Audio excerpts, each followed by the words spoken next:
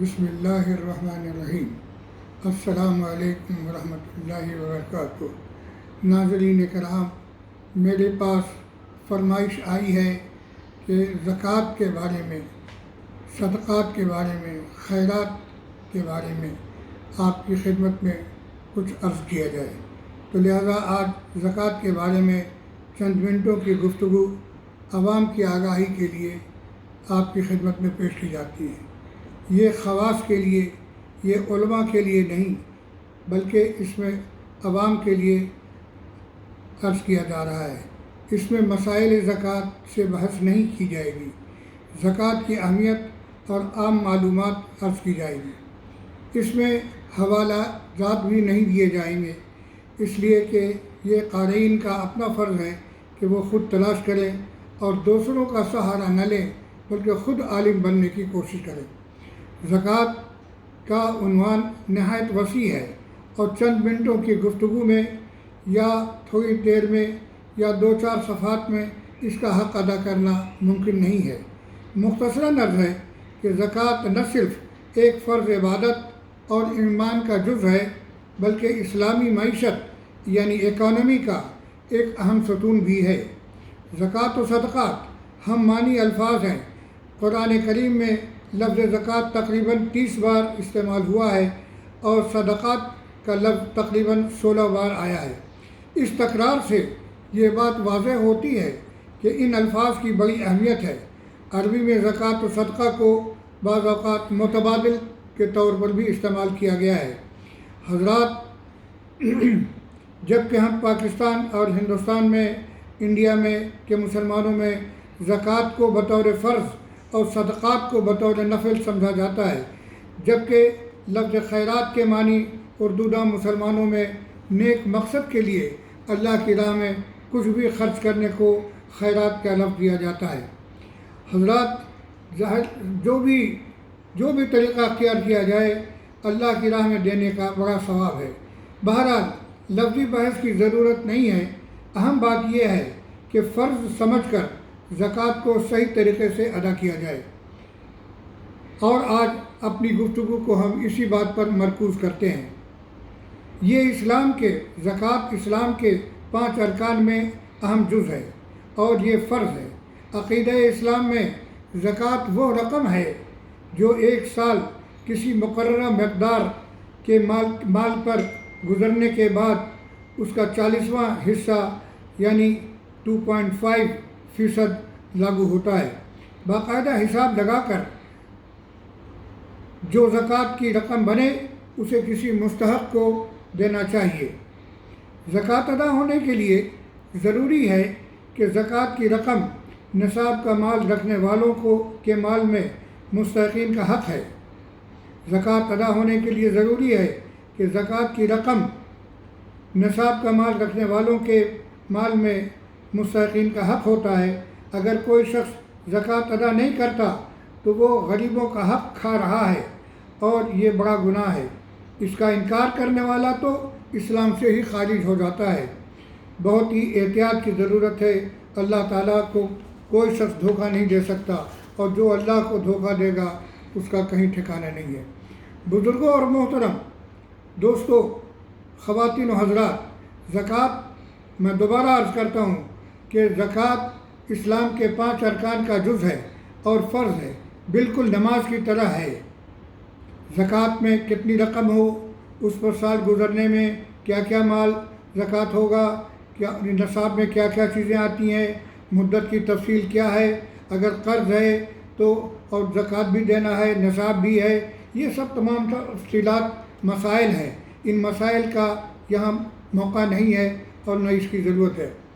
آپ اس کو علماء سے معلوم کر سکتے ہیں۔ اہم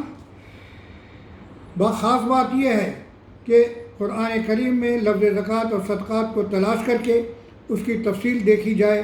زکوٰۃ کے 8 بڑی مدات ہیں، قرآن میں واضح طور پر آتی ہیں۔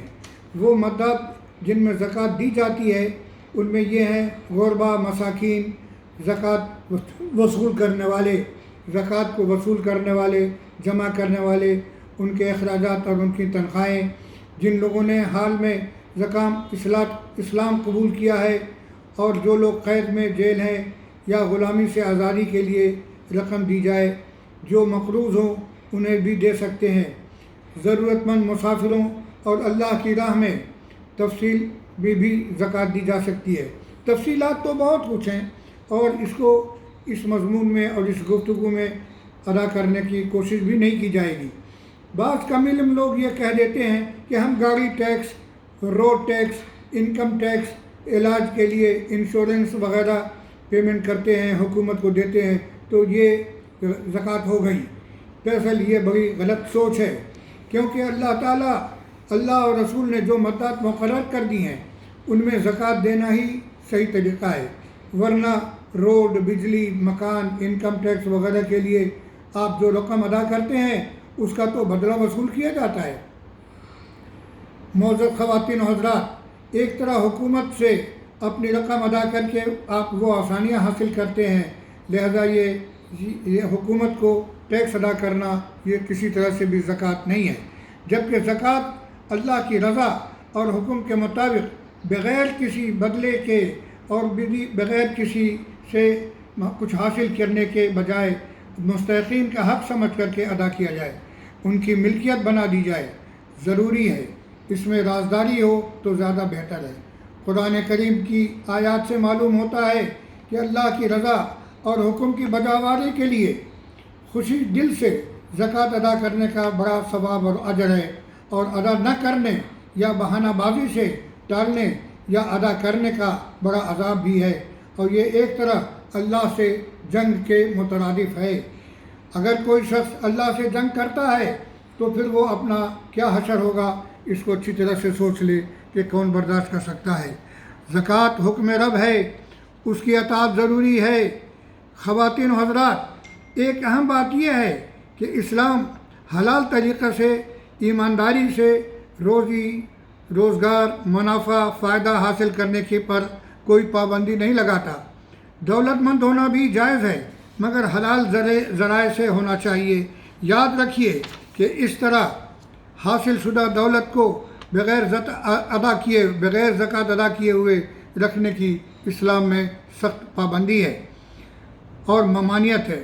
سچ تو یہ ہے کہ اگر تمام مسلم ممالک میں امیر اور دولت مند لوگ اپنی پوری زکوٰۃ غربا، مساکین، قیدیوں، مسلمانوں کو آزاد کرنے میں مستحقین کو ادا کر دیں تو غربت کا خاتمہ ہی ہو جائے گا۔ حضرات، یہ اسلام کے معاشی نظام کا ستون ہے۔ اس میں شک نہیں کہ آج کل بہت سے ادارے زکوٰۃ جمع کر رہے ہیں، مستحقین کو تقسیم کر رہے ہیں، مگر احادیث سے معلوم ہوتا ہے کہ اپنے رشتہ داروں کو جو مستحق ہوں ان کو زکوٰۃ دینا زیادہ اجر و ثواب کا ذریعہ ہے۔ انہیں تلاش کر کے رازداری سے انہیں زکوٰۃ دی جانی چاہیے۔ بزرگوں اور دوستوں، آپ سے عرض ہے کہ اگر کسی وجہ سے اب تک غلط فہمی یا نادانی سے زکوٰۃ ادا نہیں کی ہے اور نصاب کے مطابق مال بھی موجود ہے، 1 سال کی رقم بھی جمع ہو چکی ہے اور مدت گزر چکی ہے، تو جلد از جلد اپنا حساب لگا کر کے 2.5 یعنی 40ویں حصے کے حساب سے رقم نکال کر جلد از جلد مستحقین کو ان کا حق دے دیا جائے، اور اللہ کا دیا مال اللہ کے حکم سے اللہ کے بندوں کو دے دیا جائے۔ یہ فرض ہے۔ زکوٰۃ ادا نہ کرنے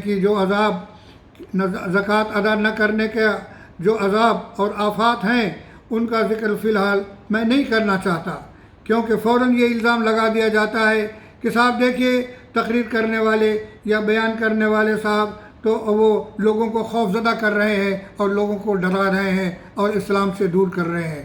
دراصل بات کچھ اور ہے۔ اس میں کسی کے بہانے کی بازی کی بات نہیں ہے۔ اس میں زکوٰۃ کے معاملے میں کسی قسم کا کوئی بہانہ نہیں چل سکتا۔ آپ دراصل آخر میں بات یہ ہے کہ آپ اللہ کو خوش کریں۔ بزرگوں اور دوستوں، آپ اللہ کو خوش کریں، وہ آپ کو خوش کرے گا، ورنہ حرام کی جرم کی سزا تو مل کر کے رہے گی۔